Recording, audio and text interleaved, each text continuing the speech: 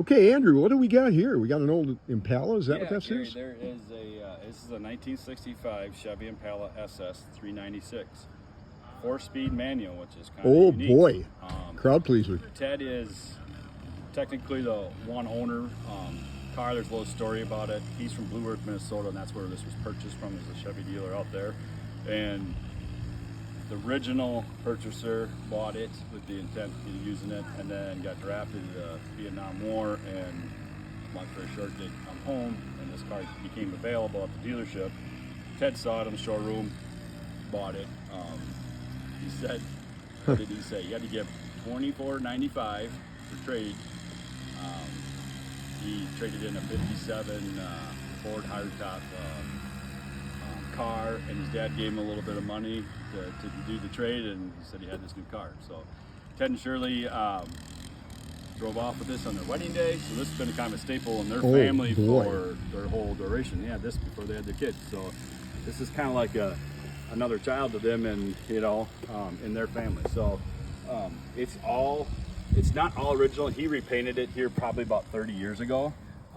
And then he also put a short block new 396 in it about 10,000 miles ago. But he hasn't just drove it. That's probably been about 30 years ago. He hasn't drove it a whole lot since then. You know, the car's not perfect. It's showing a little bit of blemish on the bottom, but it is, Look at the age of it. Yeah, the age, and it's all it's all kind of still original to some degree. Kind of a cool story.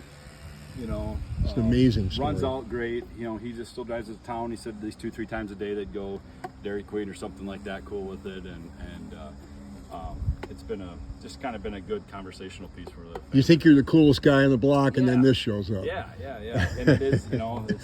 It's got the 396 emblem, turbojet. That means a 4-barrel carb, type of deal. Motor and everything there. So it's a true SS. A lot of them back then they were Impala, but they made them in SS. So this is factory that way. So I don't have the paperwork, but Ted thought maybe he could find the original. The bill of sale, because he was very good about keeping records and stuff. So he's still looking for that, and if the new purchaser, we'll pass on any paperwork, because I think from a collectible standpoint, if we have any of that documentation, it'd be very helpful. But it's a cool cool old car. We've had a lot of lookers at this, and just we don't see this every day. No, you don't. Well, thanks, Andrew. Yeah, appreciate no problem, it. Gary. So